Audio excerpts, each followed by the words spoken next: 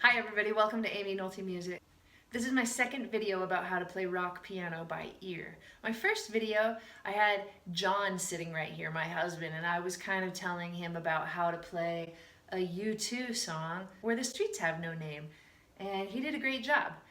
We talked about two chords in that video. We talked about C major and F major. And then we kind of talked about a couple of different ways that you can hold down a groove as a rock piano player. Today we're just going to get a little bit more into that. There's just a few kind of tricks that you can do that, I mean, you saw it, will help you like score dates and make friends and be the life of the party, and everybody wants to hang out with you and gather around the piano and get you stuff. The song we're going to talk about today is Free Fallin' by Tom Petty, because I want to talk about rock, and I don't know who's just like more pure rock than Tom Petty. We're going to look at this one.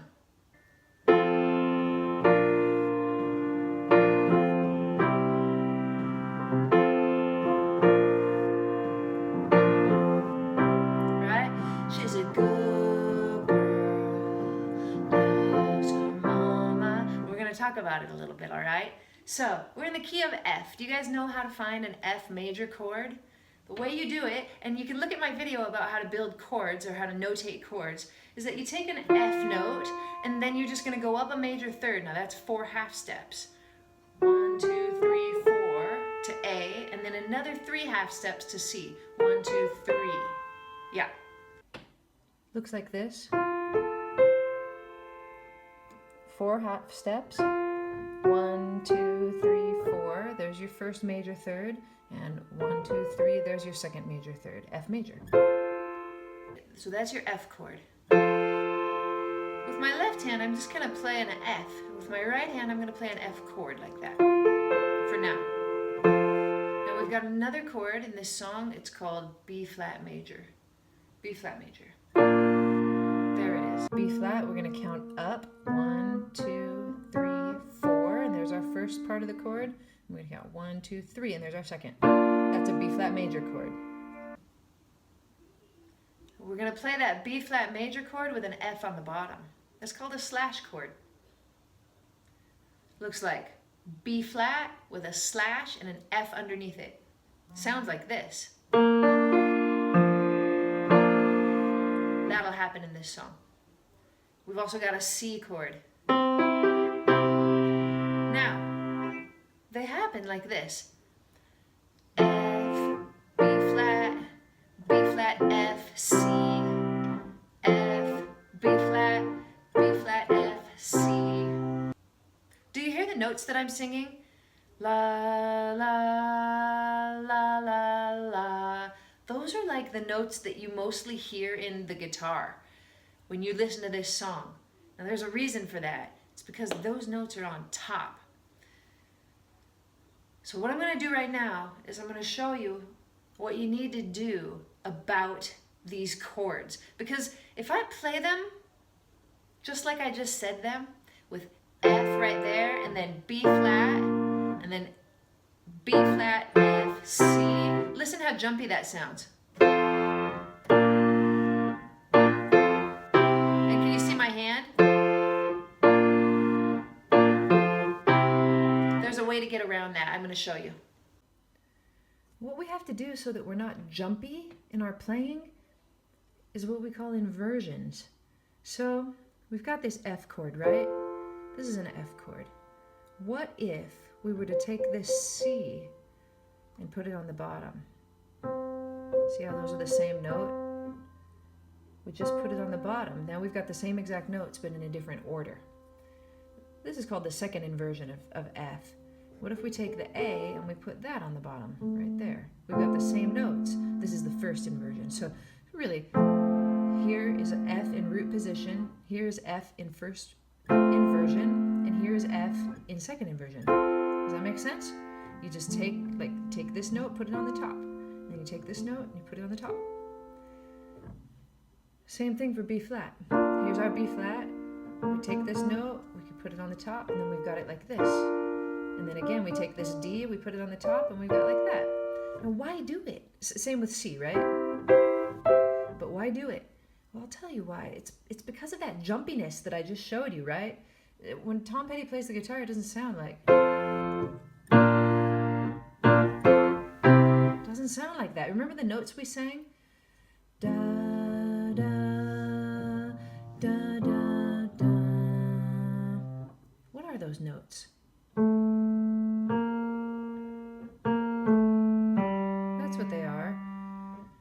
So let's figure it out. If we want that A to be the note that we hear the most, we put it on the top. What inversion is that? Second inversion, right? There's our original F. There's our second inversion. Now, dun, dun, dun, dun, dun. Those are the notes. There's kind of two ways to figure this out. If you're a real ears kind of person and you can hear that those notes are on top, then that's what you shoot for. You think, which way am I going to put those chords, or which inversions am I going to play those chords to get those particular notes on the top? But if you're not so much an ears person, if you're more like a formula, science kind of person, math kind of person, then the way that you figure it out is you do kind of trial and error. You can try it all different ways, but here's the key. You want the path of least resistance. You want the common denominator. So you're going to think, if I'm moving from an F chord to a B flat major chord, are any of these notes in common? And if so, which ones are they? B flat has these notes in it. Oh, look at that. I've got one of them, right? B flat, D, F, got one. So there's the one that's in common. All right, so there's my F chord in second inversion. I know that my B flat chord also will have this note in it. The other two notes are a B flat and a D. So you think, which one's really close to my thumb? Well, they both are. They're both the same distance away from my thumb. So that makes it a little hard to choose. What about my pinky was here? Which one's closer to it? Is it a D or a B flat? Oh, it's a B flat, totally a B flat. So if we're gonna have the B flat here, then we pick the D for the thumb. Does that make sense? So we get all of those notes. And check out how much smoother this sounds than this. It's the same notes, just a different order. And we start to be on our way to sounding like Tom Petty sounds with his guitar. Okay, so it's F, B flat, F, C. So we're almost there. It's just these two chords. F, B flat, F, C. Now where's the closest way to play C? Are any notes in common between F and C? Well, I do have a C down with my thumb, right? So then you think, all right, I can just move this one to, I mean, this one's easy. Everybody knows C major, right? If you just move these two down, then you've got it right there.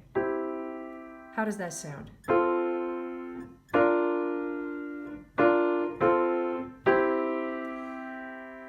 In the world of music theory, we call this voice leading.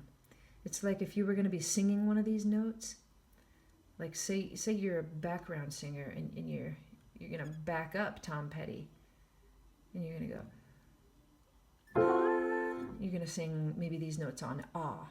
Then what if this is your note? You've got the middle note. How easy is that going to be for you?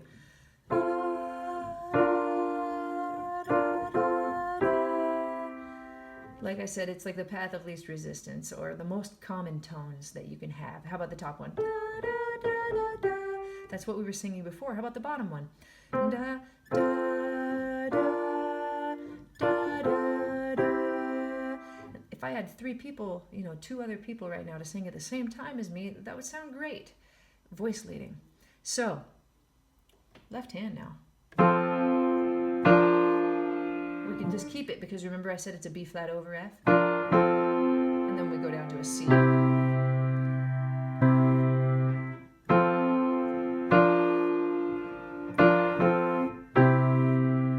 there we go. We've got the first part of it, and that's all you have to do. She's a good girl, loves her mama, loves Jesus in America too. She's a good girl. Elvis loves horses and a boyfriend too. That gets us through the first 16 bars or so. Yeah.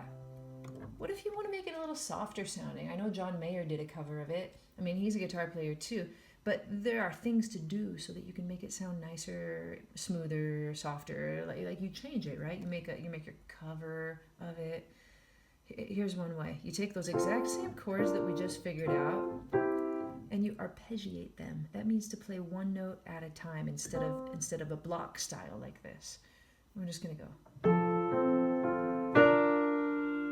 See that? How you play da, da, da. You go top, bottom, middle.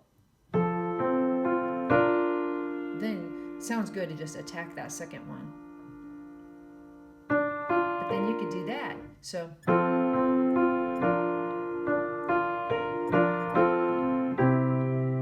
every time you hold it for a little bit, you can arpeggiate.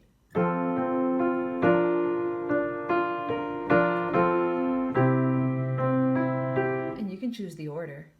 I did. And then I went bottom to top, right? And then bottom to top again. You could do another order if you wanted. You could go.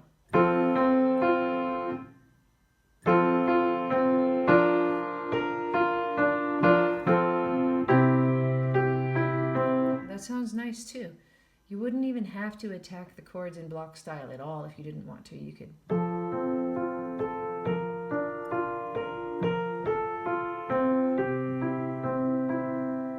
Harder, but it's nice and soft, isn't it? She's a good girl, loves her mama, loves Jesus, and a boyfriend too. I always forget if it's her boyfriend or if it's America first. I mean, both things are equally important to this good girl, so, you never know. Get a little more fancy with it. I don't know why you need to. You don't, really. But I'm here to show you some different ways to play rock piano.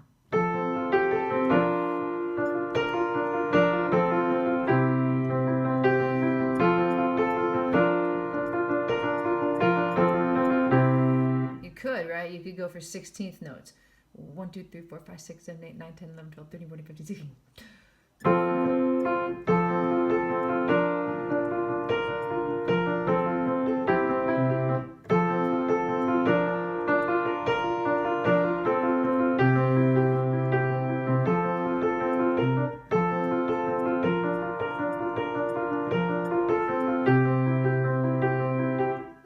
Classical approach, isn't it? It's almost like something like that. And you can do it. But the key, my friends, are the keys, my friends, are the inversions. You can't be hopping around from chord to chord in root position. You're gonna sound like a hack. You got to figure out which inversions are closest to where your hand is, and all the time just be super smooth like that. Otherwise, nobody's going home with you. Nothing. They're not taking you to the Dairy Queen afterward. Promise. All right, thank you for watching my little tutorial about how to play rock piano. Remember, again, this is the second one. If you missed the first one, get out of here, go watch it. Make sure and follow me on my social media. You get on the Twitter, the Facebook, the Snapchat, all of the places. Go to my website. Make sure and subscribe. If you don't press the subscribe button on my videos, you're gonna miss some videos. We can't have it. Thank you so much for watching Aimee Nolte Music. I'll see you next time.